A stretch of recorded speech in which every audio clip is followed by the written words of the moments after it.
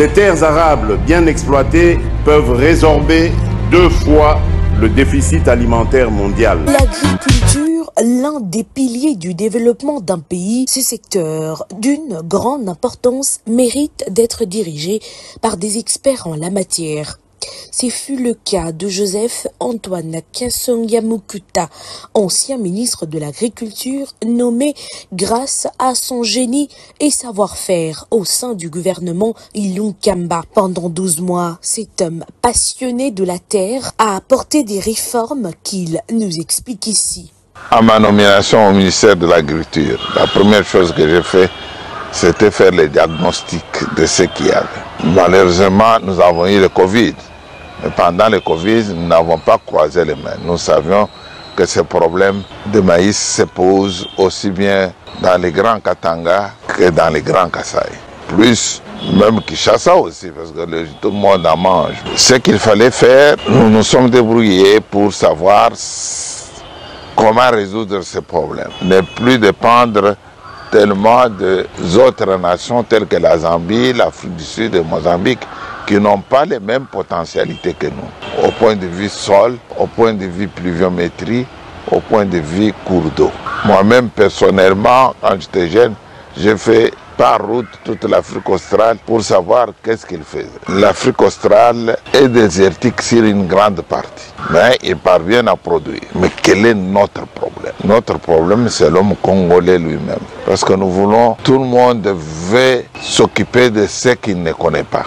Le diagnostic que j'ai fait avec l'équipe qui était avec moi au ministère, y compris l'administration qui est là, secrétaire général et ses collaborateurs, nous avions tablé sur 4 produits principaux à produire. Le maïs, le manioc, les riz et les haricots. C'était la première année. Il faut reconnaître que le problème était déjà senti par nos prédécesseurs. C'est ainsi qu'ils avaient pensé à faire le PVA, Programme Volontariste Agricole.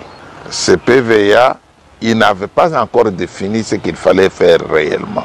Je sais que, comme toujours chez nous, les gens veulent, quand ils voient des engins ou autres, croient qu'ils deviennent tous des agriculteurs pour des raisons aussi politiques que d'apparaître. Mais nous nous sommes mis, on a fait le diagnostic de fond. Diagnostic de fond, on s'est dit, on doit nourrir notre population. Et Covid étant arrivé, les frontières étaient bloquées. Il fallait résoudre le problème.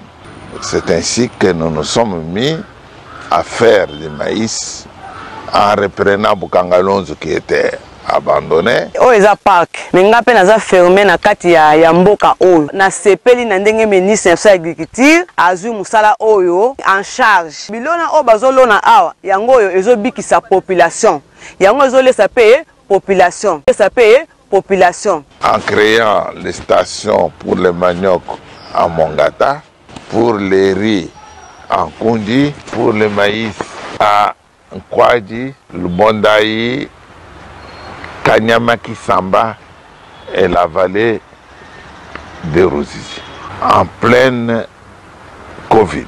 Appelé l'homme de Bukangalonzo, Joseph-Antoine Kasonga a fait de la relance de ce parc agroalimentaire son cheval de bataille, matérialisant ainsi la vision du chef de l'État Félix-Antoine Tshisekedi Tshilombo. Pendant le Covid, nous avons fait 1500 hectares de maïs à Bukangalonzo, où tout le monde disait que ça ne va pas aller. Nous avons atteint des blocs qui atteignaient 7 tonnes, 8 tonnes à l'hectare. Nous avons fait 300 hectares de manioc là-bas. Sans compter les chèvres qui étaient là, qui broutaient quand on récoltait le maïs. Nous avons fait à Mongata 1800 hectares de manioc. C'est fait, ce ne sont pas des théories. Nous avons fait en Kundi 1350. Au-delà nous avions même retapé la route, ça a créé un peu de problème avec les collègues de développement rural. Mais depuis lors, personne n'a encore retapé cette route. Nous avons retapé la route jusqu'en Kundi dans le but d'acheminer les padis. Nous avons fait 1600 500 hectares de maïs en Kouadias, 50-60 km de Mbujimaï. Ce maïs a donné aussi dans les mêmes. Le trait commun dans tout ça, c'est le respect des calendriers culturels.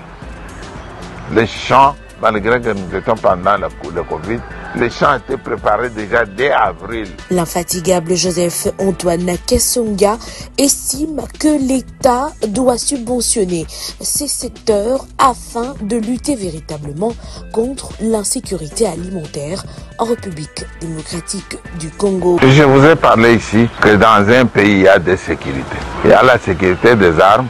Quand nous dépensons pour acheter les avions de chasse là, nous posons des questions. Parce qu'il se bat de notre sécurité pour protéger ce que nous avons. Et la sécurité alimentaire doit être vue sous la même forme. C'est pour ça que je vous dis qu'il faut que l'agriculture soit subventionnée et exonérée. L'État doit mettre. Parce que l'enfant de Sentinelle doit manger comme un enfant du ministre. Ok? C'est ça la sécurité alimentaire. La sécurité alimentaire, c'est pas aller distribuer de maïs à la population et dire qu'on a fait la non. La sécurité alimentaire, c'est de prendre nos populations telles qu'elles sont et les aider à évoluer avec nous. Voilà.